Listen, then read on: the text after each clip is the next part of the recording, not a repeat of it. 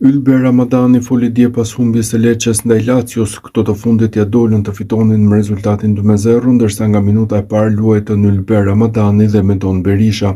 Episodi më i komentuar ishte në minutën e 5 kur Lecce gjeti rrjetën. Gjyqtari ndërhyri menjëherë duke anuluar golin pasi e konsideroi faull në sulm ndaj Isaksen, që është pjesë e Lazios. Ramadani nuk ishte dakord me këtë vendim, ndërsa komentoi dhe faktin se qëndronte i tërhequr. Kemi gabuar në pjesën e parë, shumë pasi me gabim dhe kjo e bëri Lacion të rrezikshme. Për episodin e golit mendoja se kisha bërë faull unë ndaj Basic, por pastaj e pashne nuk më duket faull. Sotil godet Isaksen në gjoks, jo në fytyrë. Një gol i anuluar kështu për ne do të thotë shumë. E kishim përgatitur ndeshjen për t'i mbyllur hapësirat në qendër të fushës. Deri te goli bë mirë, por nuk arritëm të ndërtonim pasime të mira për shokët e skuadrës. Tani duhet të mendojmë për Torinon. Dua të shënoj gjithmonë për kur trajneri më kërkon të qëndroj më prapa për të pasur më shumë ekuilibër mbajje të pozicion. Te goli i dytë ishim të gjithë në sulm dhe pastaj në një kundërsulm posojmë 2-0.